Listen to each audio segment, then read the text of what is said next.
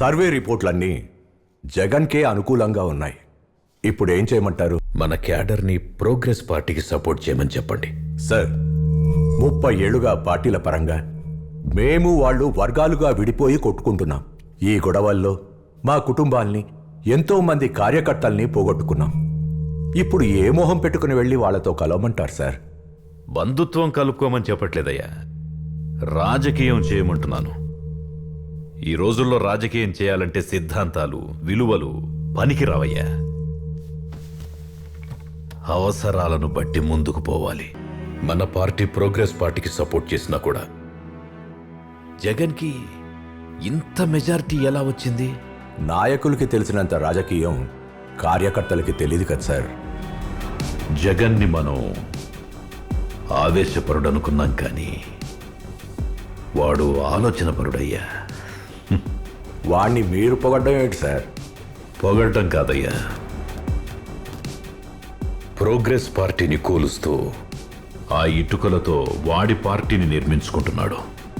వాడు ఆవేశపరుడైతే 80 మందితో రాజీనామా చేయించి ప్రభుత్వాన్ని కూల్చేవాడు. కానీ ఆలోచనాపరుడు కాబట్టే 18 మందితో మాత్రమే రాజీనామా చేయించి వచ్చే అసెంబ్లీ ఎన్నికలకి తన పార్టీని బలపరుచుకుంటున్నాడు. ఈ ఎన్నికల్లో నన్ను గెలిపిస్తే రైతు రుణమాఫీ చేస్తాను. ఏ రైతు ఒక్క పైసా కూడా రుణాలు కట్టకుండా పూర్తిగా రుణాలు చెల్లించే బాధ్యత నేను తీసుకుంటాను. జనాలు నమ్ముతారా సార్?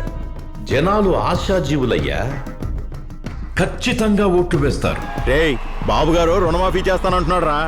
ఈసారి బాబు గారికే నా ఓటు. రేయ్, బాబు గారు చెప్పే మాటలు అస్సలు నమ్మొద్దు. రేయ్, ఒకవేళ నిజంగానే ఇస్తే ఎకరానికి 1,00,000 రూపాయలు రా. వాళ్ల ఆశే మన ఆయుధం. ప్రతిపక్ష నాయకుడిగా గెలిచానని ఆనందపడుతున్నాడు కదా, అసెంబ్లీకి రానివ్వండి. అసలైన రాజకీయం ఏంటో చూపిస్తా.